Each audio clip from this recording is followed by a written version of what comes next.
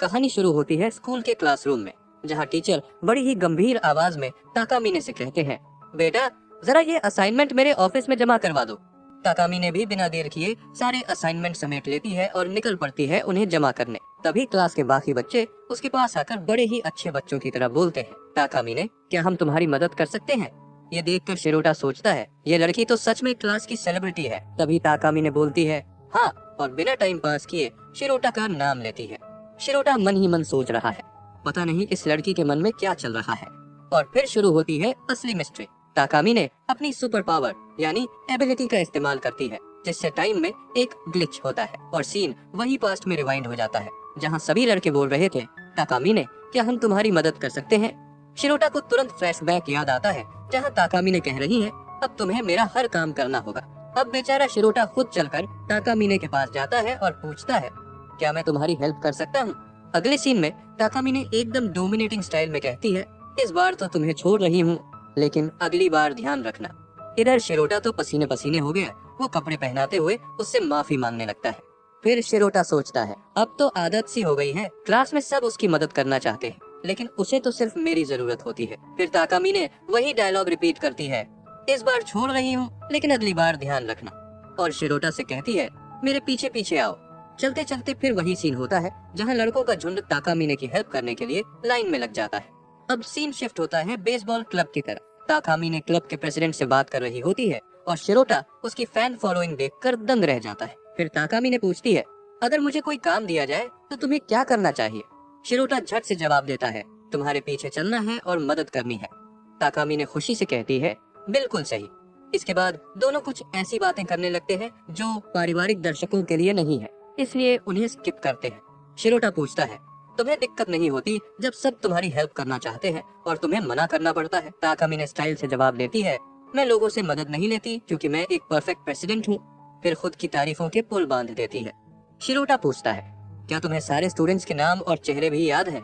ताकामीने फिर बोलती है, हाँ, मैं परफेक्ट हूँ, सब मुझे जानते हैं तो मुझे भी सबको जानना चाहिए।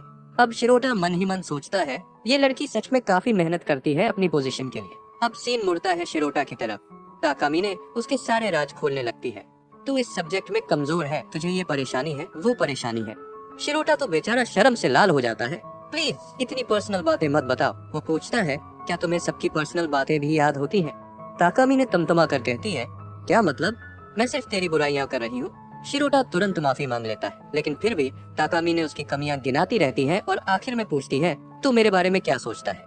शिरोटा तो ब्लश करने लगता है और चुपचाप चला जाता है, लेकिन ताकामीने उसको पीछे से उड़ती हुई एक किक मारती है और पूछती है, अगर मैं तुझे मौका दूं कुछ भी करने का तो तू क्या करेगा?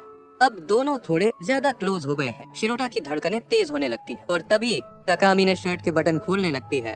शिरोटा चीख पड़ता है, नहीं, ये सब बाहर जाकर करना, अभी नहीं। ताकामीने ठहाका लगाकर हंसती है, मैं तो मजाक कर रही थी, देख रही थी तू क्या करता। फिर पूछती है, तुझे लगता है हम कभी डेट पर जाएंगे? शिरोटा तो एकदम घबरा जाता है, नहीं, ऐसा तो मैंने कभी सोचा ही नहीं था। अब जब दोनों सीढ़ियों से नीचे उतर रहे होते हैं, शिरोटा का पैर फिसलता है और धड़ाम वो ताकामीने पर गिर पड़ता है। यहाँ सीन डायरेक्ट नहीं दिखाया गया क्योंकि फिर सेंसर लीक हो जाता। अगली बार शिरोटा की आंख खुलती है स्कूल के हॉस्पिटल में और वो लेटा होता है ताकामीने की गोद में। ताकामीने कहती है, तू जोर से गिरा था, मैंने अपनी एबिलिटी यूज करके तुझे बचाया। शिरोटा शर्माते हुए थैंक यू बोलता है। फिर ताकामीने उसे पैरों पर लिटाकर कहती है, थोड़ा आराम कर, वैसे तूने मेरा ऑफर रिजेक्ट कर दिया था, डरपोक कहीं का, लेकिन एक बात है, तू एकदम इनोसेंट बंदा है। अब टाइम होता है जिम क्लास का, सब रनिंग कर चुके हैं। शिरोटा दुखी मन से सोचता है, काश कोई होता मेरे साथ भागने वाला। तभी ताकामीने बॉलीवुड की हीरोइन की तरह जिम में एंट्री मारती है, मैं तुझे ट्रेन करूंगी। बाकी लड़के भी खुशी से झूम उठते हैं। रनिंग शुरू होती है, सबका परफॉर्मेंस अच्छा, लेकिन शिरोटा की हालत तो जैसे भरपेट गोलगप्पे खा के भाग रहा हो। ताकामीने चिल्लाती है, इतना बेकार कैसे दौड़ सकता है तू?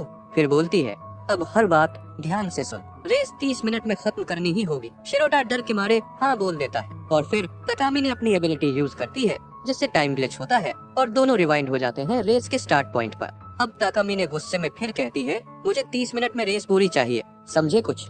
शिरोटा दौड़ना शुरू करता है, जल्दी ही थक जाता है। तभी पीछे से ताकामीने साइकिल पर आती है और सबको मोटिवेट करती है। शिरोटा नोटिस करता है कि उसकी ड्रेस आधी गायब है क्योंकि टाइम ट्रेवल में वो बदलना भूल गई थी। अब शिरोटा पूरी ताकत लगाकर दौड़ने लगता है। ताकि कोई भी ताकामिने की बैकडोर को ना देख सके। जिसके बाद शिरोटा सच में टाइम से पहले फिनिश लाइन पार कर जाता है। ताकामिने बताती है, मैं इसलिए साइकिल से आई कि कोई घायल ना हो। फिर पूछती है, तू फर्स्ट आया है तो बता तुझे अब कैसा लग रहा है। शिरोटा थके हुए अंदाज में कहता है, मैंने सोचा भी नहीं था कि मैं ये कर पाऊंगा, पर अब बहुत अच्छा लग रहा है। ताकामिने उसे टोकती है, मैं इस बारे में नहीं उस बारे में पूछ रही हूँ, तूने पीछे से कुछ तो देखा होगा ना। शिरोटा डरते हुए कहता है, मैं नहीं चाहता कि कोई तुम्हारे बारे में गलत सोचे। ताकामिने मुस्कुराती है, ठीक है अब मैं घर जा रही हूँ, तू भी चला जा। सीन कट होता है। शिरोटा घर पहुँचता है और देखता है कि ताकामिने का स्पोर्ट बैग गलती से उसके पास ही छूट गया है। वो सोचता है कल स्कूल में दे दूंगा, लेकिन फिर उसके दिमाग में गंदे ख्याल आने लगते हैं और वो बैग खोलने ही वाला होता है कि ताकामिने का कॉल आ जाता है। वो पूछती है, तू कुछ भूल तो नहीं गया। शिरोटा माफी मांगता है। ताकामिने बताती है कि उसके पास एक ही स्पोर्ट्स आउटफिट है और कॉल काट देती है। फिर भेज देती है एक फोटो जिसमें वो बिना कुछ पहने रनिंग के लिए तैयार है। शिरोटा तो वहीं शौक में आ जाता है। फिर एक और फोटो आती है और ताकामिने लिखती है, अगर नहीं आना तो मत आओ। लेकिन एक फोटो में शिरोटा देखता है कि एक लड़का उसे गंदी नजर से देख रहा है। अब शिरोटा को चिंता होने लगती है, कहीं कोई उसे परेशान न कर दे, मतलब उसके साथ कोई जबरदस्ती न कर दे। अब ताकामिने पार्क में अकेली बैठी होती है और सोचती है, लगता है वो नहीं आएगा। लेकिन तभी शिरोटा वहाँ पहुँच जाता है। ताकामिने कहती है, तू लेट है, अब तो तू मालिक की बात मानने लगा है। फिर चिढ़ाते हुए पूछती है, तू खुद को कंट्रोल नहीं कर पाया ना, मुझे देखने चला आया। शिरोटा जवाब देता है, नहीं मैं तेरी फिक्र कर रहा था। ताकामिने थोड़ी शर्माती है, मुड़कर धीरे से कहती है, थैंक यू मेरी फिक्र करने के लिए। शिरोटा एकदम पिघल जाता है। फिर ताकामिने अपने सीक्रेट्स शेयर करती है। शिरोटा सोचता है, शायद मैं अकेला हूँ जिसे उसके सीक्रेट्स पता है, और शायद मैं जानबूझ कर आया क्योंकि मैं उसे देखना चाहता था। ताकामिने भी कहती है, शिरोटा सिर्फ तुम हो जिसे मेरे सीक्रेट्स पता है, क्या मैं मानूं कि तुम्हें मेरी कुछ ज्यादा ही फिक्र है। और फिर ताकामिने अपना बैग ले लेती है और दोनों घर की तरफ निकल जाते हैं। ताकामिने उस वक्त भी ब्लश कर रही होती है और यहीं पर ही ये जबरदस्त एपिसोड खत्म हो जाता है। अगर आपको ये वीडियो पसंद आया हो तो लाइक, शेयर, कमेंट और सब्सक्राइब करना मत भूलना। मिलते हैं अगले एपिसोड में, तब तक के लिए गुड बाय।